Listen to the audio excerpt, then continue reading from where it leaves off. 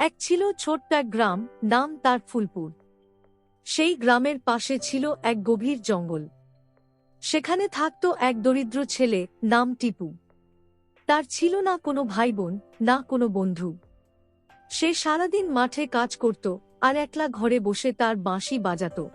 একদিন বিকেলে টিপু নদীর ধারে বাঁশি বাজাচ্ছিল। হঠাৎ সে শুনল কেউ নরম কণ্ঠে বলছে, তুমি খুব সুন্দর বাঁশি বাজাও। চারদিকে তাকিয়ে সে অবাক।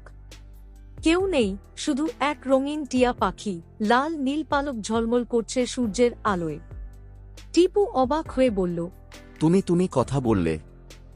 পাখিটা হেসে বলল, হ্যাঁ, আমি কথা বলি। আমি জাদুর পাখি চন্দ্রিকা। আমাকে যে ভালোবাসে আমি তার মনোবাসনা পূরণ করি। টিপু অবিশ্বাসে তাকিয়ে রইল। তখন চন্দ্রিকা বলল, তোমার মনটা খুব সৎ, তাই আমি তোমার বন্ধু হব গো। সেই দিন থেকে তারা দুজন হয়ে গেল অদ্ভুত বন্ধু। টিপু মাঠে কাজ করত, চন্দ্রিকা তার কাঁধে বসে গান গাইত।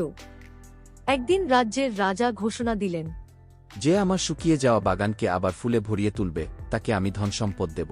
টিপু চন্দ্রিকাকে নিয়ে গেল সেই রাজবাগানে।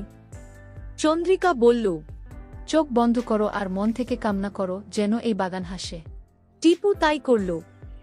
মুহূর্তেই বাগান ভরে গেল ফুলের রঙে, পাখির কুজনে। সবাই অবাক। রাজা খুশি হয়ে টিপুকে সোনার উপায় ভরিয়ে দিলেন। কিন্তু টিপু কিছুই রাখল না নিজের জন্য।